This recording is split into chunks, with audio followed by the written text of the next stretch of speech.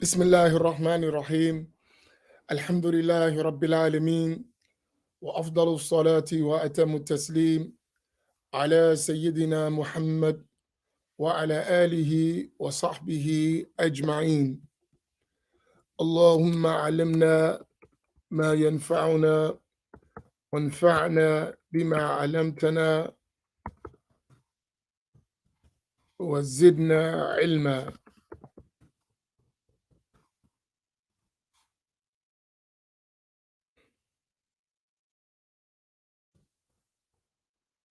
أسأل الله تبارك وتعالى أن يجعل نياتنا خالصة لوجهه الكريم. Inshallah, please share, everyone. I'm adding some important things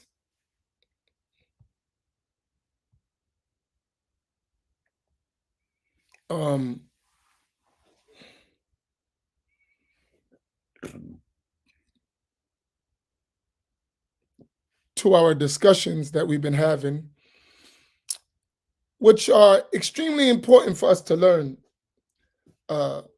Let's dedicate this session to Al-Hajj Malik Shabazz, rahimahullah ta'ala, as this is the anniversary of his assassination. So let's recite Al-Fatiha to the soul of Al-Hajj Malik Shabazz, also known as Malcolm X Al-Fatiha.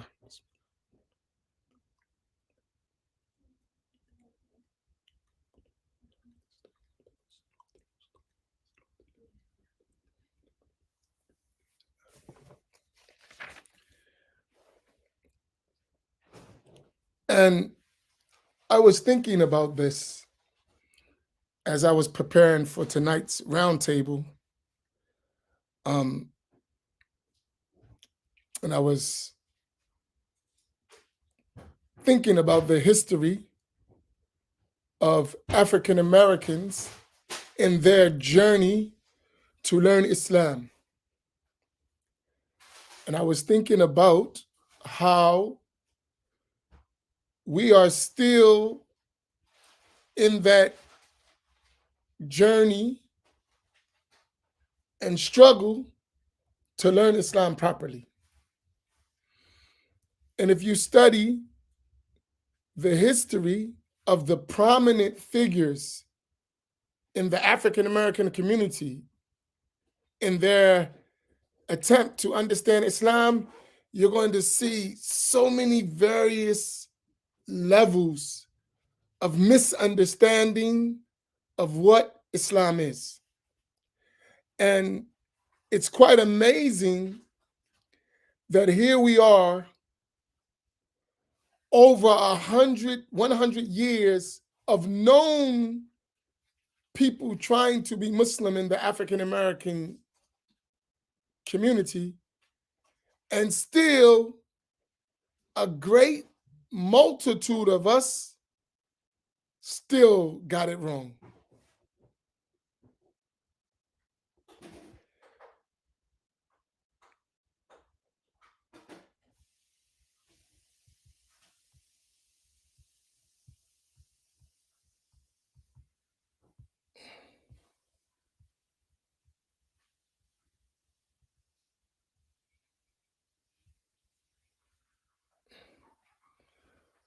A great multitude of us still have many misconceptions that need to be corrected. As Sheikh Muhammad Alawi and Maliki said, there are notions that need to be corrected. So with that thought, I said to myself, all of us who are able have to do our best in the best ways to clarify those false notions that we have about the deen. So when we talk about the likes of Ibn Taymiyyah and his student Ibn Qayyim, or Muhammad ibn Abdul Wahhab, or Abdul Aziz bin Baz, or Ibn Uthaymeen or Al-Albani and the likes. Let us understand that there is a need to understand those ideas that are causing us misunderstanding of the deen. And those people just happen to be the notable figures who promote those false notions about Islam. I think a mistake that we made is following others in the way they do things. That's not really suitable for us. In other words, let's look at it this way. Two people may have the same enemy for different reasons, and they would deal with that enemy in different approaches, even though they share that person as their adversary or enemy, for whatever the reason is. So I may have a shared enemy with you, but not for the same reasons. And you may not have the same objective of overcoming your enemy that I have, even though it may be shared things. So, for instance, as a community, we have to realize we have our own interests. Like every community has its own interests. And sometimes we share the same adversary, but the reason you, as a people, may be addressing that may not be the same exact reason why I should be addressing it. It's different, even though we both share that. Is this point kind of clear? I like to try to use analogies to make you understand certain things. Do y'all follow me, this analogy? Give me some input so I know you with me.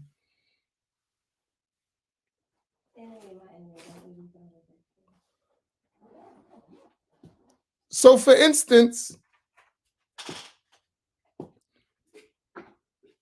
we're all Muslims. We're all from the Ummah of Sayyidina Muhammad sallallahu alaihi wasallam. But if I look at all of us disagree with Al-Wahhabiyya, different places, right? So Al-Azhar, they don't agree with the Wahhabis, right? The people in Syria, they don't agree with the Wahhabis. The people in Pakistan may not agree with the Wahhabis. The people in Indonesia may not agree with the Wahhabis. The people in Yemen don't agree with the Wahhabis. The government of Morocco, for instance, that's supposed to be Ali Sunnah, don't agree with the Wahhabis. The people, right? But the Wahhabis are in all of those lands doing their work and causing confusion. So the reason why Al-Azhar may deal with the Wahhabis and how they deal with them will be different from the way the Yemenis deal with the Wahhabis, even though they both share them as an adversary, like the scholars of Hadramaut, for instance. And the scholars of Syria may have a different approach to deal with them based on their context and their need. Likewise, us as African Americans will deal with that Wahhabi problem a different way because it doesn't have the same impact within our context as it may have in Egypt or in Yemen or in Syria, for instance. Do y'all follow me? So we can't take the Azhar approach or the Yemeni approach or the Syria approach to deal with our African American problem and concerns of that. Though we may share certain things of dealing, but the way we go about it will be extremely difficult. Do y'all understand what I'm saying?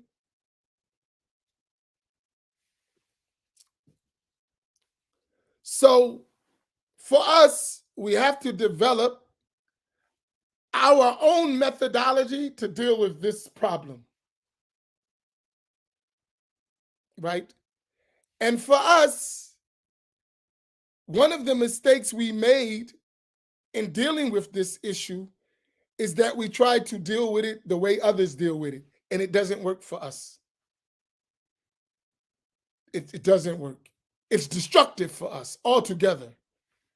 So we have to still deal with the issue, but we have to navigate and find our own way to deal with it. And that's going to be a challenge for us that we have to do. So as I was thinking, and that's from history when we study history, and tonight I'll go into a little bit more details about what I'm talking about when we talk about the legacy and life of Al-Hajj Malik Shabazz. So right now, Islamically, one of our greatest challenges is dealing with the misconceptions and understanding the deen that were put forth by Ibn Taymiyyah and his student Ibn al-Qayyim. And yesterday, when I was talking about that both of them were Sufis in terms of their belief and even their practice and even their teaching, but they had other issues that deviated from the way of Ahl Sunnati wal Jama'ah. And some of us, not knowing those other things, will see the good things that they wrote in Tasawwuf and follow them and end up following them in the bad things because they don't know about them. And if you're not well educated in the aspects that are wrong, you're going to fall into them in the name of following what is right. So that's the same thing. Many of our people became Wahhabi because they were trying to follow the Sunnah, but they didn't know the misconceptions and misguidances of the Wahhabiyah, so they fell into it. As they say, whoever does not know evil is likely to fall into it. So when we're talking about these issues, you need to pay close attention so that we can clarify. And then you'll distinguish between what is good in a person and what is not good and should be rejected. And there, in our context, it produces fairness to deal with the things we have to deal with. So we're mentioning the individual not for the individual. We're mentioning the individual to understand the right and the wrong. And since that individual has become the poster child for those wrong ideas, we mention that individual particularly, right? So if you know Ibn Taymiyyah and if you know Ibn al-Qayyim, basically you don't have to listen to nobody else in this time among the Wahhabis. Why? Because they're only parroting what they're saying. They're the foundations of their creed. And everyone who came after them duplicated them and maybe added some extra misguidances that they didn't have, like Muhammad ibn Abdul Wahhab, right? Do y'all follow what I'm saying? Because I wanted to put in context why we're doing what we're doing. So the basis is that, yes, they taught about Tasawwuf. And they explained Tasawwuf. But also they had these deviances. And if you're not aware of them, in the name of learning Tasawwuf, you're going to pick up some of these deviances. And that's why we have to explain. So we reached up in the Reliance of the Traveler, and we're in our book Tasawwuf. We're not leaving our book, but this is just a side thing that we need to clarify. Page 100 and 1060. Okay, go ahead. Oh, so we finished Ibn Taymiyyah, right? Correct. So now, could you go back quickly, just quickly? He was imprisoned on 1059, just to read it again so we stay in context. We'll just read through it. I won't do much commenting. Let's read it real quick, his whole biography, quickly. Bismillah ar-Rahman ar-Rahim, Alhamdulillahi Rabbil Alameen, Wassalatu wassalamu ala Rasulillah. The author, may Allah Ta'ala have mercy on him, said, Ibn Taymiyyah is Ahmed ibn Abdul Halim ibn Abdul Salam ibn Abdullah Abu al-Abbas Taqiyuddin ibn Taymiyyah al-Harani, born in Haran, east of Damascus in 661 1263. A famous Hanbali scholar in Quranic exegesis, hadith, and jurisprudence. Ibn Taymiyyah was a ferocious reader and author of great personal courage who was endowed with a compelling writing style and a keen memory. Dahabi wrote of him, I never saw anyone faster at recalling the Quranic verses dealing with subjects he was discussing, or anyone who could remember hadith texts more vividly. Dahabi estimates that his legal opinions on various subjects amount to 300 or more volumes. He was imprisoned during much of his life in Cairo, Alexandria, and Damascus for his writings. So quickly, I don't want you um um I don't want you to, sometimes you can listen to some people and you would think Ibn Taymiyyah was an idiot, and that's not the case. He was very intelligent. And if he was in our time, there wouldn't be probably anyone like him in knowledge. In our time, I don't think we have anyone like him in knowledge, to be fair. But he has major errors. But I'm talking about in the extent of his knowledge and information, not how he processed that knowledge and information. That's a whole different story.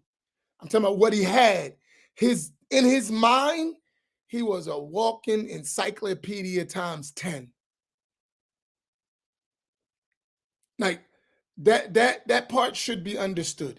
Because sometimes you would listen to people and they would talk about him as if he was an idiot. And this is foolish. That's not being real.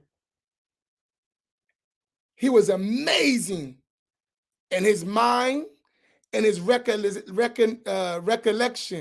and recalling of Quranic verses, hadith texts, statements of scholars, statements of his opponents, just boom, boom, boom, boom, boom, boom, boom, like a computer. So don't take that away from him.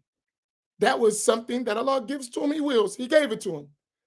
Now, the way he processed that and what it led to in his understanding was very faulty in certain issues and major, serious issues. But it doesn't mean he wasn't a genius. That doesn't mean he wasn't extremely intelligent.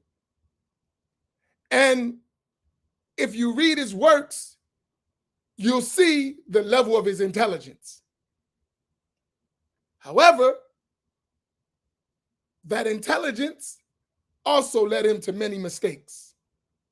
I just wanted to highlight, because when you read by and say, and I said I wasn't going to talk much on it, but I didn't want this to go by. When you read that Al-Dhahabi, who was a hafiz of hadith, estimate the legal opinions of Ibn Taymiyyah in various subjects to amount to 300 or more volumes, that should let you know that this person wasn't just no anybody. 300 volumes of just legal opinions. We're not talking about just books or stuff. We're talking about just his legal, his fatwa on different things, the fatwas he gave. In a time where scholarship was very high, that lets you know that he wasn't just, and you have to be fair, right? Right. Other than that, you're not going to deal with it appropriately.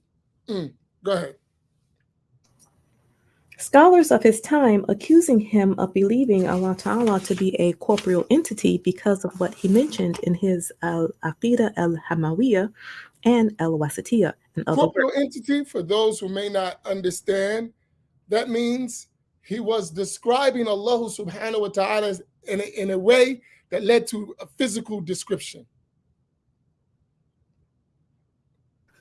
such as that Allah Ta'ala's yad, hand, qadam, foot, saq, shin, and wajh, face, are literal hakiki attributes and that he is upon the throne in person. The error in this, as mentioned above at X Now 174, he's highlighting the point. Here's the mistake in that idea that Ibn Taymiyyah and Ibn Qayyim and the Wahhabiyya, so-called Salafiyya in our time, this is the error in their understanding of these attributes of Allah. Now, is that suggesting such attributes are literal is an innovation and unjustifiable inference from the Quranic and Hadith texts that mention them. For the way of the early Muslims was mere acceptance early Muslims is the Salaf, those who lived in the first three generations. was mere acceptance of such expressions on faith without saying how they are meant and without Highlight this. I don't like this translation at all.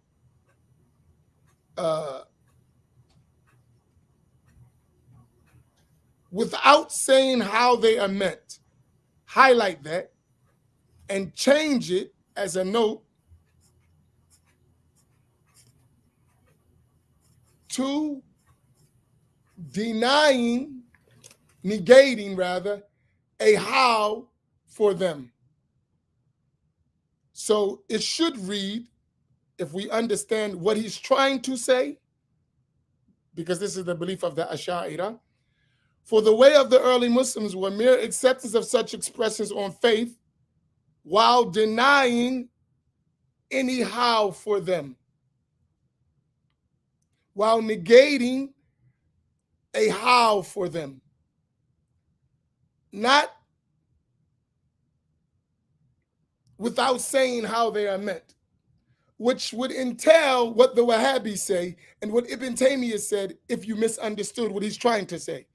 If you understand it without saying how they are meant, that's what the Wahhabis say. That's what Ibn Taymiyyah said, and that's wrong. What should be said and what the author is saying is just the wording may not bring that out, is that we accept them as they have came as expressions of faith while negating a how for them. There is no how for those attributes.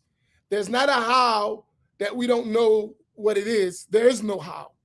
Is this point clear? Because the way that reads, that is the same thing the Wahhabis say.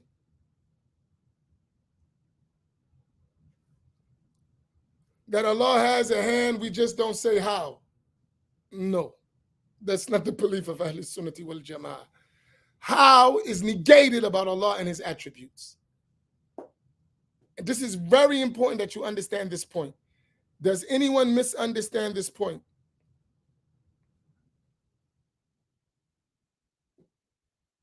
It's extremely important.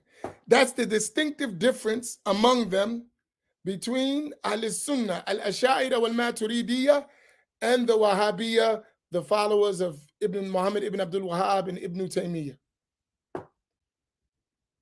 That's the stark difference between us. Ahl-Sunnah do not say Allah has a how about his attributes, a how that we don't know. Ahl-Sunnah negate a how. There is no how for Allah. So when we say Ahl-Sunnah, the term bila kayf, which means without a how. I'm sorry, I know I always say I'm going to go through, but it's so important. I want you to understand. So when we say bila kayf without a how, Ahl Sunnati wal Jama'ah, Al Ash'ariyah wal Maturidiyah, that bila kayf is a negation of how, without a how. It doesn't mean we don't know how. There is no how to know. Do y'all understand? Is it clear now, Imad? When they translate that, they translate it sometimes, the Wahhabis say it. The Salafis use that. Ibn Taymiyyah used that.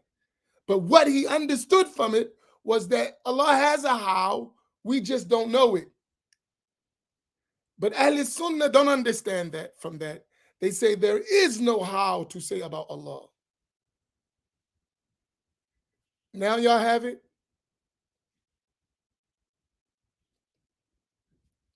So for instance, they would say, Allah has a hand, and we just don't know how his hand is, but it is a real hand.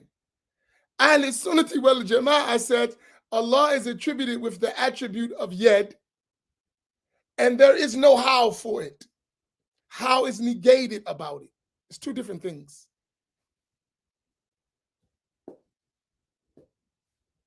And when you understand, then you're going to see the difference between us and them. Clear. It's not even a, once you understand, it's a big difference. We don't even believe the same thing when you understand.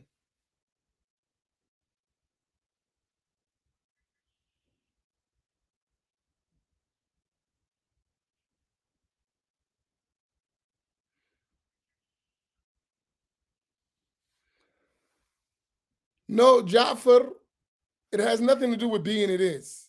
It has everything to do with Laysa kamithlihi shay. Nothing resembles him. Right? So when we talk about Allah, nothing resembles him. So therefore, how is a resemblance and entails a resemblance. That's why you cannot have a how for Allah.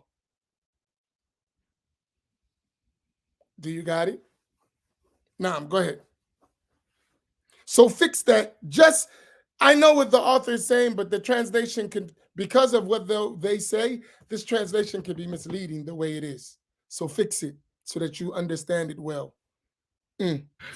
For the way of the early Muslims was mere acceptance of such expressions on faith while negating a how for them and without additions, subtractions, or substituting meanings imagined to be synonyms, while acknowledging Allah Ta'ala's absolute transcendence beyond the characteristics of created things in conformity with the Quranic verse, there is nothing whatsoever like unto him. There Quran. you go, Ja'far. See how he ended the verse? All of that is because Laysa kamithlihi shay. There's no thing that resembles him. Surah 42, Ayah 11. As for figurative interpretations that preserve the divine transcendence, scholars of tenets of faith have only had recourse to them in times when men of reprehensible innovations, bid'ah, quoting hadiths and Quranic verses, have caused confusion in the minds of common Muslims as to whether Allah Ta'ala has attributes like those of his creation or whether he is transcendently beyond any image conceivable to the minds of men. Scholars' firmness in condemning those who have raised such confusions has traditionally been very uncompromising, and this is no doubt the reason that a number of the imams of the Shafi'i school, among them Taqiyuddin Subki, Ibn Hajar al-Haytami, and Al-Iz ibn Jama, gave formal legal opinions that Ibn Taymiyyah was misguided and misguiding in tenets of faith and warned people from accepting his theories. So all the scholars of Ahl Sunnah, they said he is Dal Mudil. He is misguided and misguiding in Aqidah. And as I told you yesterday, some said just that and stopped. Others went further and said he was so misguided that it led to kufr, and they considered him a blasphemer. That's two different opinions among the scholars. But all of them agreed he was misguided and misguiding in tenets of faith. So you should highlight it that, right? That they were of the legal opinion that Ibn Taymiyyah was misguided and misguiding in tenets of faith, and warned people from accepting his theories. That part you need to get, right? Al-Azamika, I don't know where you get that from. That's not true, Nail. What he said, what Nail said, he repented eventually is not true. Ibn Taymiyyah died with those ideas. And the evidence that he died with those ideas, his student Ibn al-Qayyim was in prison with him. And when he came out of prison after Ibn Taymiyyah's death, he still spread those same ideas. That's not true.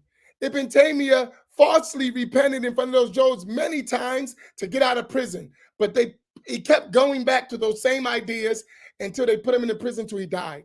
That's not true. That's a false statement. That's not true. And there is no evidence to support it, except somebody who wants you to follow Ibn Taymiyyah and try to compromise the principles for the Wahhabis in our time. That's not true at all. History doesn't reflect it. The books of history don't reflect it. The works of his teachers, students after him don't reflect it. And no way could you come up with that one, except that whoever told you that is a compromising Ash'ari who's trying to get along with the Wahhabis. Period. No matter who he is. History don't reflect that at all. I have to be honest, because when you put that stuff out there, somebody may misunderstand and say, oh, he repented. No, he didn't. And the evidence is those students after him, they were still pushing those ideas. To this day, those ideas are still pushed.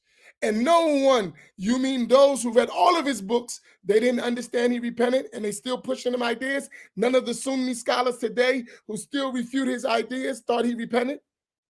It doesn't make sense. Historically, that doesn't make sense.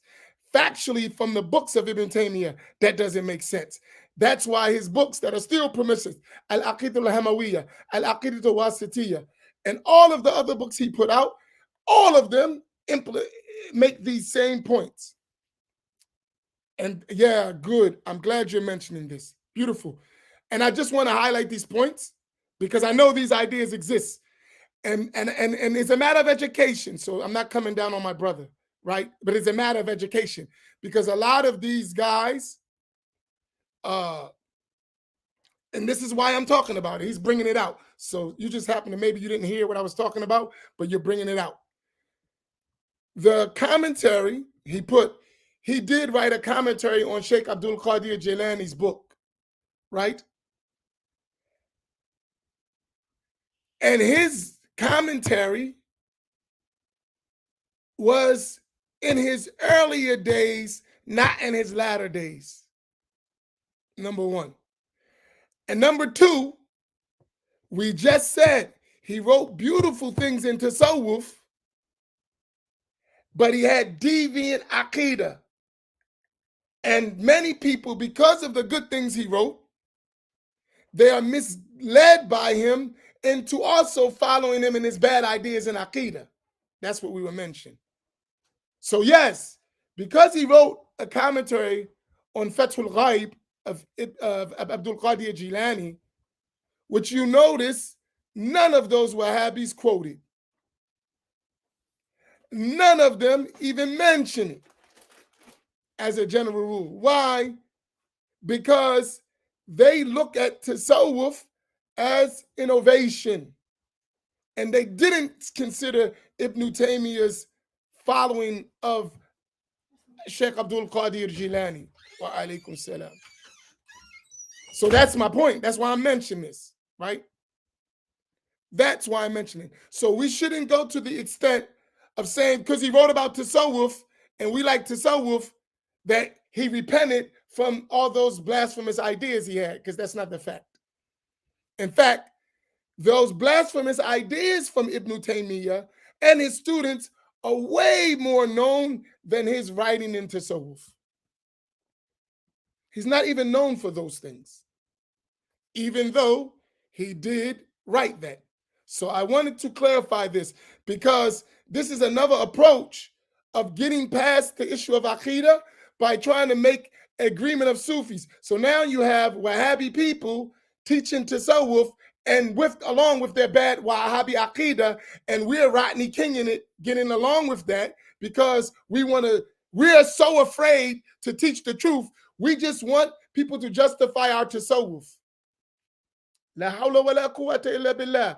None of the Sufis who were the real Sufis didn't stand fast on the Aqidah of Ahl Sunnati wal Jama'ah, and all of the major Sufis were following the way of the Ash'ariyya or the Maturidiyya. And they wrote in their books about Aqidah.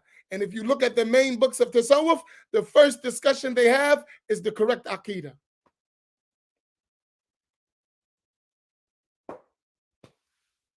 So this should be well known and well clear. Now you see why I'm mentioning it.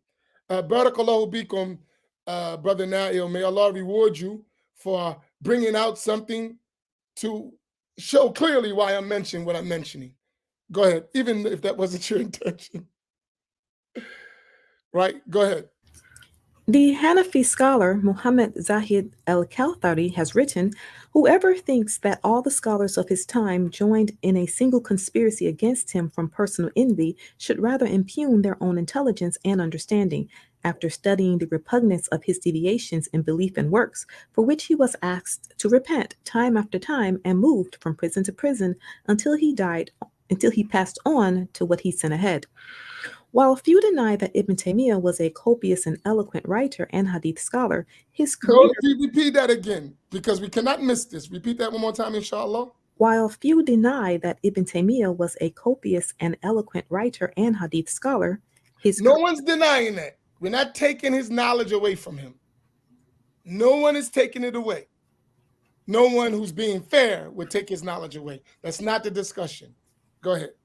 his career, like that of others, demonstrates that a man may be outstanding in one field and yet suffer from radical deficiencies in another. The Right.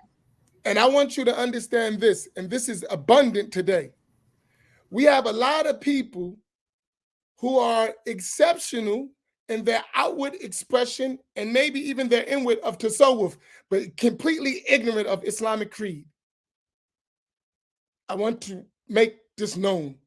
Today, we have many sheikhs who are good in spirituality, good in outward manifestations of humbleness and piety and dhikr and all that, and completely ignorant of Islamic creed. Is abundance of that. So you'll see people hanging around sheikhs, they got their dhikr beads, they got all their stuff, and got kufr belief in the name of tasawwuf because they didn't learn creed. Because their teachers are telling them, oh, just, do your dhikr, do your weird, do your awrad, have good behavior, and you're going to reach the highest ranks of the awliya. That's craziness. And you would find them uttering kufr. Some of them, they believe in al-hulul wal-ittihad, that you would indwell, Allah indwells in humans, or unite with Allah. Kufr, blasphemous by the consensus of the Sufis. But they're teaching people these things. So beware of that. That's why I tell y'all don't rush jumping on those sheikhs bandwagon until you learn the sacred law. Because there are a lot of Sufi pretenders out there. Many.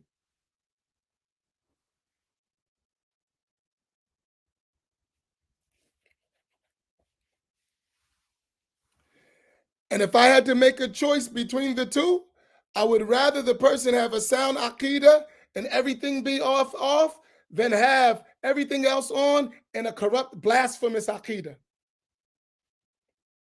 Since we want to make a distinction, if we're going to lose something, if you're going to lose, and don't lose anything, but if you're going to lose something, preserve a sound creed and work on all those other things because they are optional. They are sunan. They are adab. Sound aqidah is fard ayn ala kulli mukallaf. Right? So it's not equal. And if you have all those other noble traits and a false, corrupt aqidah, you're not even a Muslim, even though you have all those traits. That's how serious the issue is. You look like a Muslim, you sound like a Muslim, but you are really a blasphemer. There's a big difference. So they're not equal, right? They're not equal at all, and don't confuse anyone to think that they're equal. And the one who has sound aqidah and bad everything else, which no one has bad everything else, but can work better on other issues, they should work on them. And that's why we talk about tasawwuf, that's why we talk about that. But in no way is those matters equal to creed. They are not equal at all. Is this point clear? Beware of goofy Sufis. They're dangerous because they will trick you quickly and fall into blasphemy. Don't be deceived. There is a priority in this deen and how to learn. There is a priority, and don't be fooled. Don't be fooled at all. And I am not one who will hesitate in calling that stuff out. Because you have many Sufis So-called, remember I said every Sufi is not a Sufi. So-called Sufis that are businessmen in the name of Tasawwuf. Businessmen in the name of Tasawwuf. And because we're dying for spirituality, which we need, we'll skip over all the rules of the religion and go right to looking for a feel-good moment.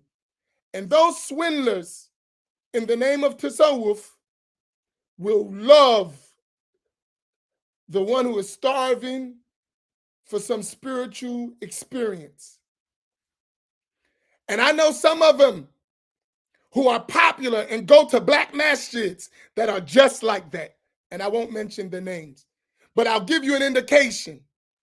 All they talk about, all you need is the Quran and you don't need Aqidah. That's foolishness. All you need is to read the Quran and you don't need to learn all that Aqidah. Just read the Quran and that's all you need. That is foolishness. And whoever tells you that, watch them. That's crazy. That's insane. And they going around in the black community getting murids. This stuff is dangerous. And everyone who enters with them, if you hear them talk, they're going to say some stuff that's kufr. Every single one of them. I listen to them, I hear them, I say, oh man, they be hanging around that dude. La hawla wa la quwwata illa billah. But we starving and we want spirituality. So any nonsense that sounds good and spiritual, we fall for it. No, I'm serious. This is a plague happening in our communities. And because of it, many people will leave Ahl Sunnati wal Jama'ah eventually for that. Because of that. When they discover it, they be like, oh, religion is Sufi. No, that's not Sufism. You didn't learn your religion. The prerequisite to Tasawwuf is learn your deen. It's learn your Aqidah, learn your fiqh, and you would have caught that stuff a long time ago. You would have caught it, but you didn't learn. You just want a spiritual feel good. There is no spiritual feel good if you don't learn your religion. And I hate to be so passionate about it, but I know they exist, and I don't like to call names, right? I don't. I would rather you just learn and you will see it yourself. Learn the knowledge and stop being a goofy Sufi. Learn. Sit your butt down and learn. That's black people talking. Or I can say, please, Habibi, barakallahu bikum, inshallah, ya akhi, mashallah, please learn, akhi, please, please, please. It's, talabul ilm faridatun ala kulli Muslim, please, please. No, Negro, sit your butt down and learn. Stop being a goofy Sufi. You know you don't know. Sit down and learn. That's me talking to us, and we understand that. You know you don't know. Stop. Sit down and learn. For your own good and for the good of everybody you're going to reach. Stop. You know better. You ain't that unintelligent. You know better. Sit down and learn. You know you ain't sat down and learned. And stop thinking the white man's ice is colder or the African man's ice is colder. Sit with your own people who know the situation and sit your butt down and learn. I'm being honest. And I think y'all understand what I'm saying. Sometimes we got to talk straight to each other because we be tripping. Okay, I don't know how I got way over there, but go ahead. I mean it, though. I'm dead serious. Go ahead. The most reliable index of which is how a field's imams regard his work in it. By this measure, indeed, by the standards of all previous Ahl Sunnah scholars, it is clear that despite a voluminous and influential written legacy, Ibn Taymiyyah cannot be considered an authority on tenets of faith, a field in which he made mistakes profoundly incompatible with the beliefs of Islam, as also with a number Read that again. A field, it should be what? A field in which he made mistakes profoundly incompatible. Wait a minute. Ibn, despite his, go ahead, I'm sorry.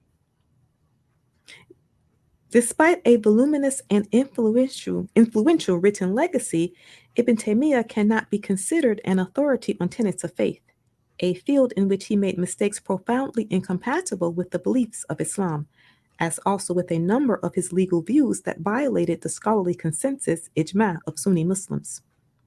It should be remembered that such matters are not the province of personal reasoning, ijtihad, whether Ibn Taymiyyah considered them to be so out of sincere conviction or whether simply because, as Imam Subki said, his learning exceeded his intelligence. He died in Damascus in 728, 1328. You know why? I'll tell you. Nail, you know why I go on the tangents? Because I love you. And I see you doing sometimes the same thing I'm telling you not to do, but you do it. And that's why when I see you, a potential young black man who probably could become scholarly, but somebody deluded you into that tasawwuf aspect, and you fall in that realm where you could be such a great asset to our community if you just sat down and learned, right? Because you always bring that stuff up.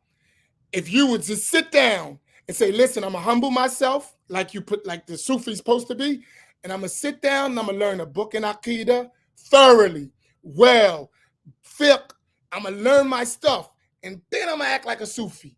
The way we supposed to do it, I'm telling you, men like you could be a great asset to Ahl Sunnati wal Jama'ah and spreading the knowledge and clearing this confusion. You, and you won't sit back and say, I don't want to argue. The reason why you don't want to argue is because you don't understand. You don't have to argue. Teach. But you didn't sit down. And many of us are getting like that. And if we think that's the false perception, it's dangerous. That's all I'm saying. So it's a necessary thing because you're our future. But if you don't learn, how are you going to help us? You can't. That's the thing that I'm concerned about. And even though it's public, but we talk, we're men, right? Because we don't understand. And I'm very cautious.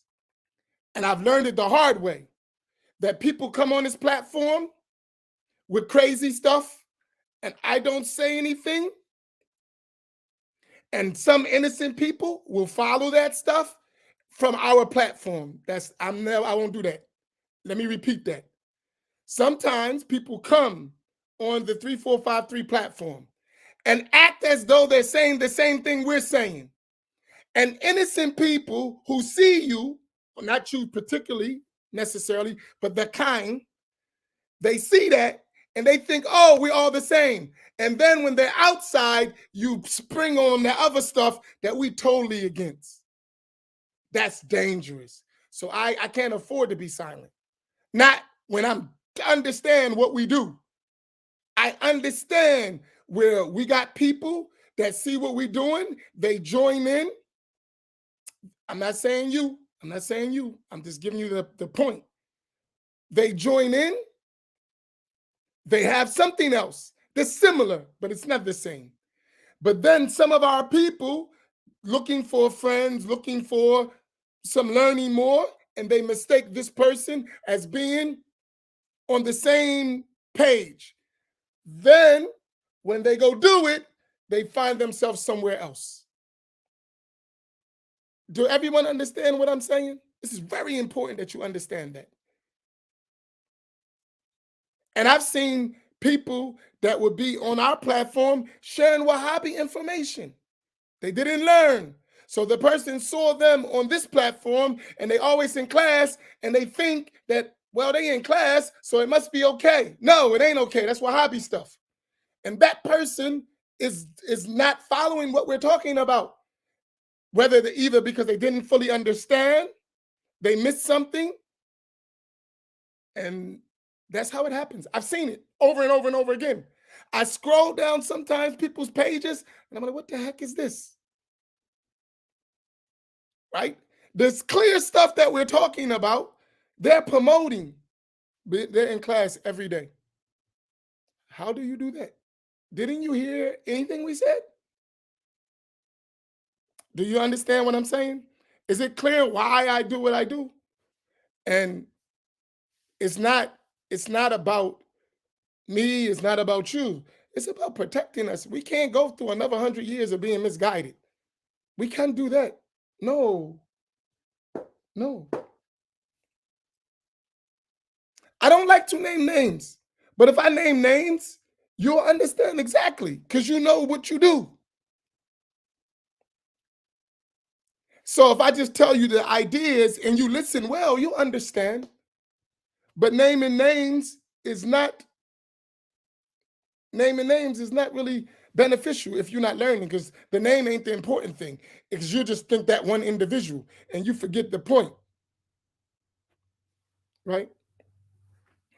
No, I'm not going because I think naming those names would be more detrimental than just teaching you the ideas and you identify yourself, right? The idea is more important because the name didn't make it up. They just copying. So there's no need, right? Unless there's a specific reason for that, right? Is a specific reason. But if it's not, it could be more harmful. But you should learn, if you learn your belief correctly, it don't matter. So I'm giving you an example. So this Sufi guy, this Sufi sheikh, I know a person who was with me for years. Years he was with me, studying with my sheikhs, learning. He calls me one day and he's with this, I didn't know he did it. He's with this fake Sufi guy. And when I say fake Sufi, I'm not talking about what's in his heart. He may believe he's right, but his ideas are crazy and deviant, right? So I'm not talking about his heart. I don't know what's in his heart. I'm just talking about what comes out and what he's teaching and what he's telling people. That's deviant. Allah knows best what he want to do, but what he's doing is dangerous. So the person tells me, "Oh yeah, I've been going with this sheikh." I'm like, "What the heck? How did that happen?" Right? But this person was crying for spirituality, and the sheikh got all these trimmings, right? Then he told me that yeah, he's teaching Tawheedul Uluhiyya, Tawheedul Rububiyyah, Tawheedul Uluhiyya, and Tawheedul Asma wa Sifat in the Sufi way. I said, what? I said, what you say? He said he's teaching Tawheedul Rububiyyah, the Tawheed of Lordship, Tawheedul Uluhiyya, the Tawheed of Oneness, Tawheedul Asma wa Sifat in the Sufi way. I said, what the heck is that? That is the open Wahhabi creed if I ever heard one. Where you ever get that's a Sufi way to teach something that's designed to consider tasawwuf and everything tasawwuf doing as kufr and shirk. What are you talking about?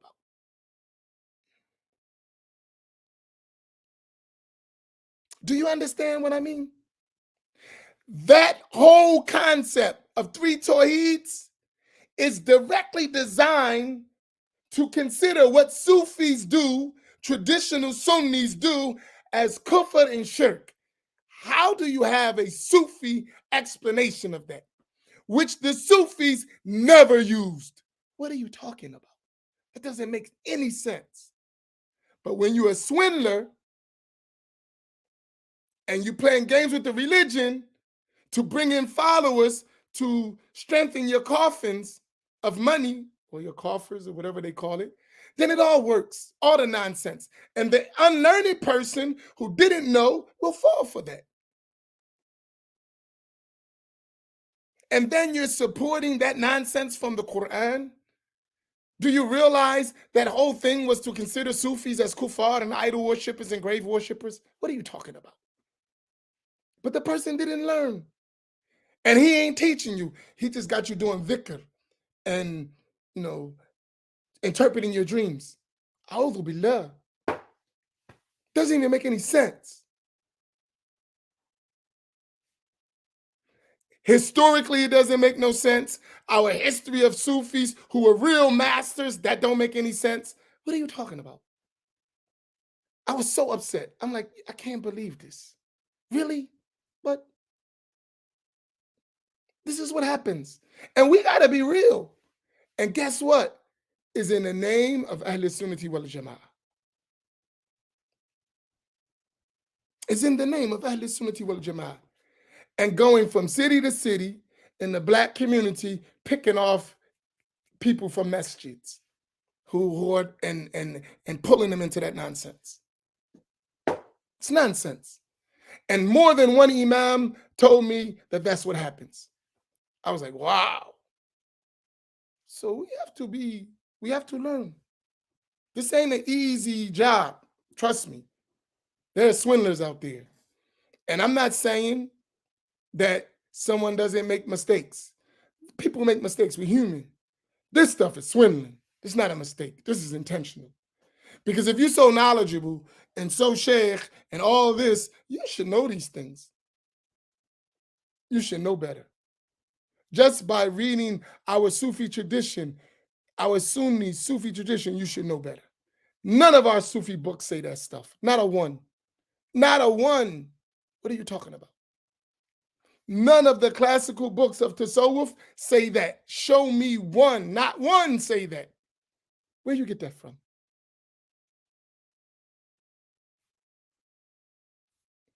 And listen, that's the point I'm mentioning. All of our books of Tasawwuf have Aqidah in them. And none of them say that. Not a one. Think about that. But because we don't know, they won't even show us the books. They're giving us their own books. We don't even read the books of the people of Tasawwuf. We don't even study them. They don't teach that stuff. Everything's their own stuff. Everything's their own stuff. My interpretation of the Quran, my interpretation of books, my lectures, where's the books of the people of Allah? When are you going to teach them? Those great scholars, when are you going to teach them? Why are you leaving them out? These people need to know who the people of Allah are, the scholars, the great, who you should be imitating, not calling to yourself. That's another story. You get my point? Am I clear what I'm saying? We are Ahl Sunnati wal Jama'ah, Al-Asha'ira wal Maturidiyya. This is clear. Our notable scholars in the field of Aqidah are well known. Our books are well known. It's not something that's hard to find. We are in fiqh, Hanafis, Malikis, Shafis, Hanbalis. Our notable scholars in each madhab are well known. Our books are well known. Our chains of narration to them are well known. In Aqidah, our chains of narration to Imam al-Ash'ari, Imam al-Maturidi, and to the books of the Ash'ari and Maturidi are well known.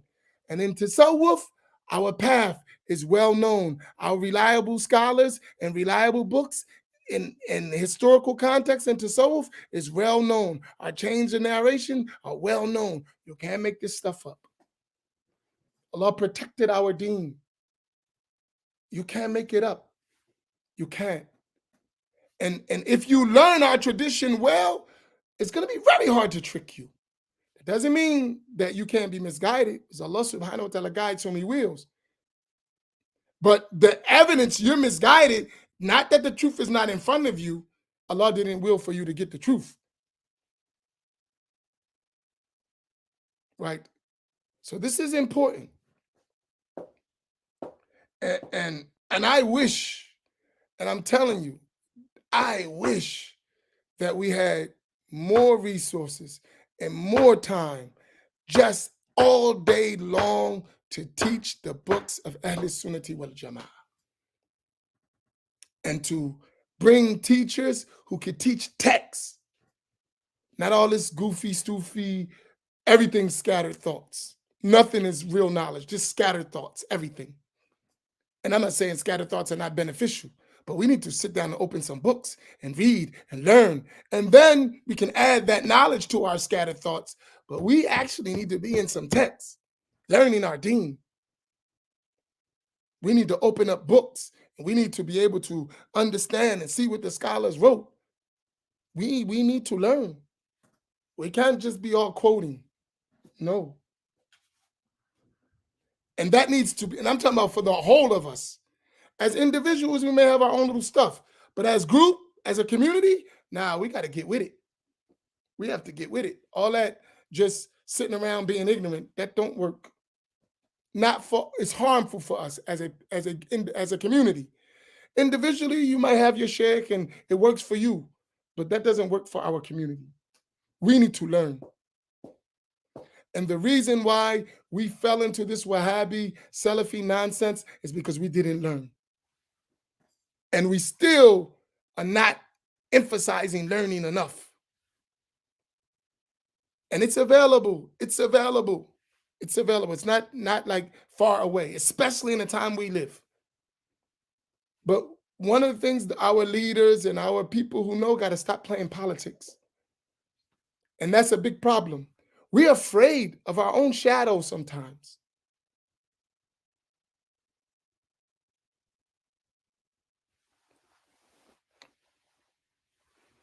And we got to change that.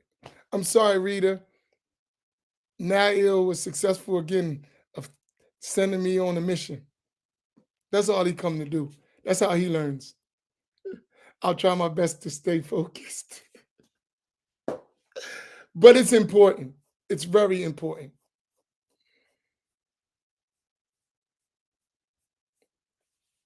It's very important. So I thank you for adding those details, which allowed me to clarify why I was saying what I'm saying.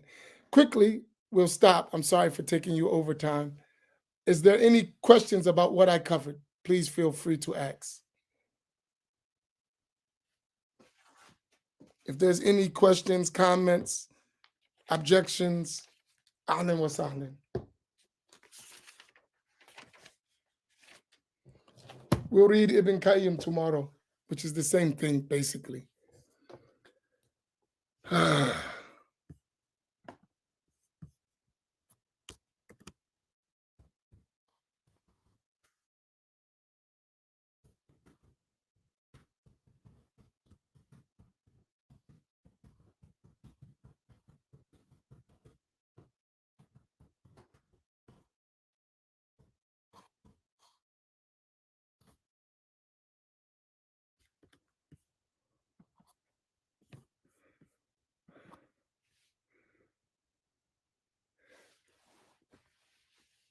No questions, no comments. We're good?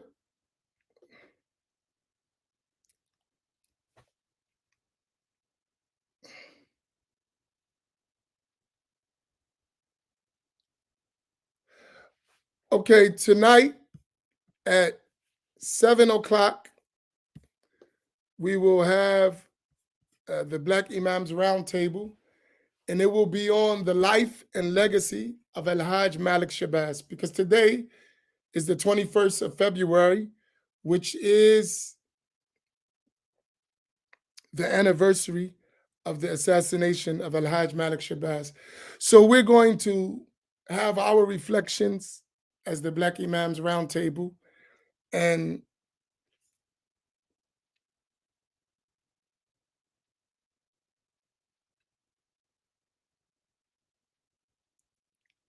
really talk about some serious things. And I'll give you one of them from my side quickly. When I look at Al-Hajj Malik Shabazz and I look back at his life, I see us, right? And as I look at his life, I see us that we haven't changed. In reality, we're in the same position. And if we don't change, make a serious effort to change, we're going to be in the same situation another 60 years from now.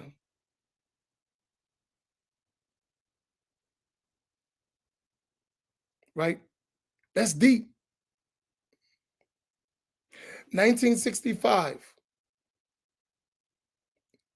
Here we are,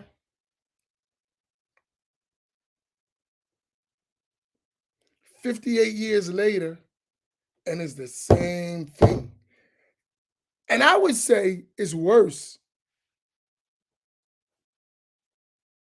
The game been ran on us so much, man. It's like we cannot get frustrated, but it is frustrating.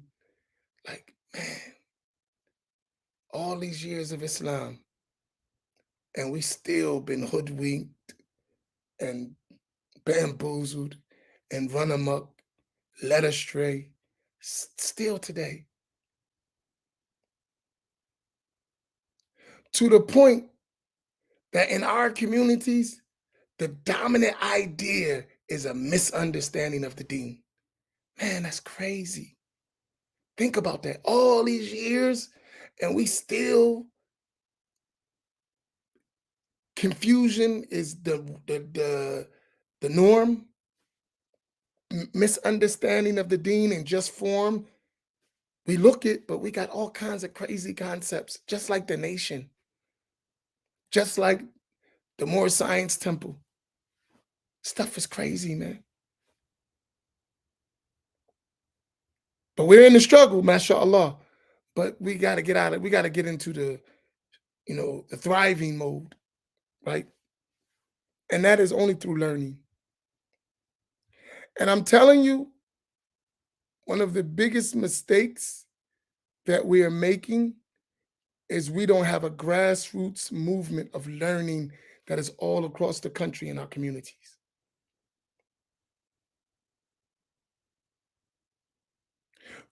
In order to change this, it got to come from the grassroots. We have to learn so much.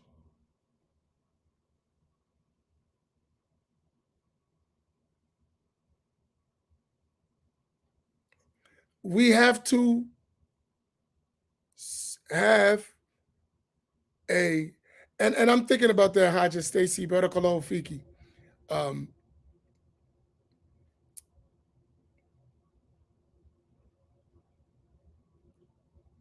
May Allah reward you.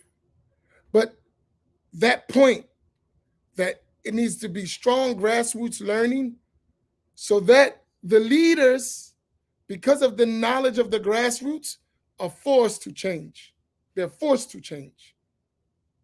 If the grassroots become knowledgeable, the common people, and I ain't mean scholarly, I mean they just know their deen well. They know books, they know their stuff, they know well, it's going to force the change from the leaders, right?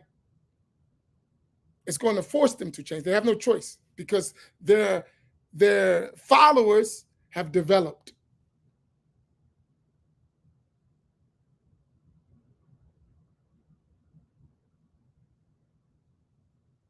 Right? And that's important. So just imagine if you're in the habit where now your teacher, your imam, is forced to read books of Ahl Sunnati wal Jama'ah, where you like, okay, when we're going to learn some books? We need to learn books in Aqidah. We learn books in fiqh.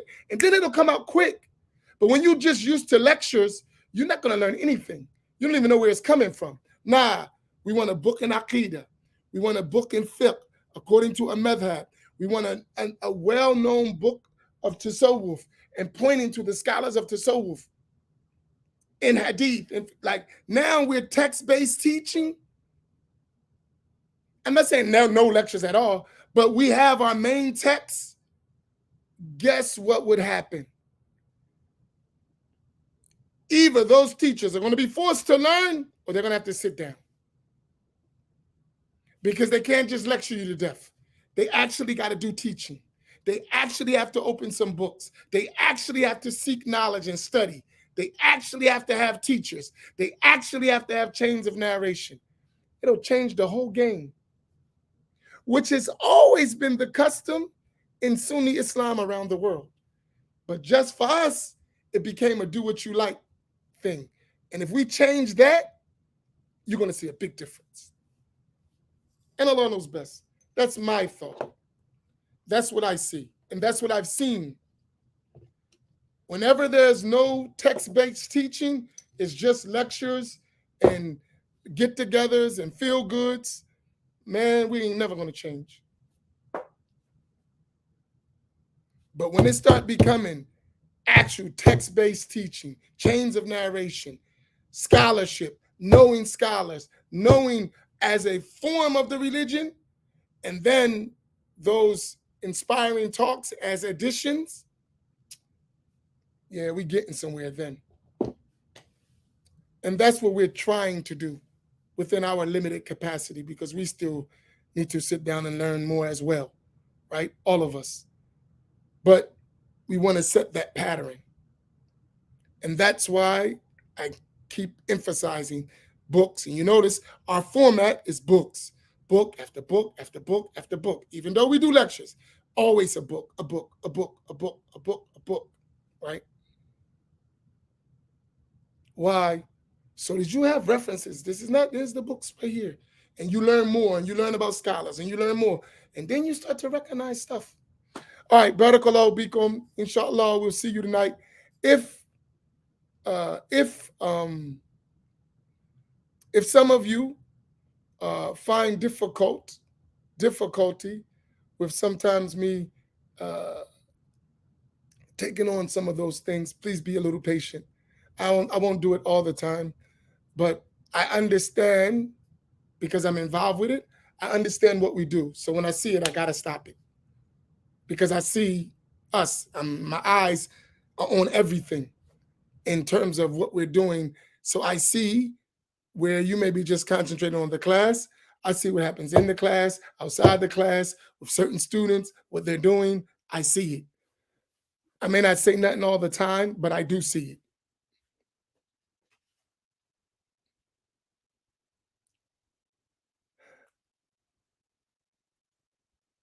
So that when I take that tangent, it's a reason why I'm doing it.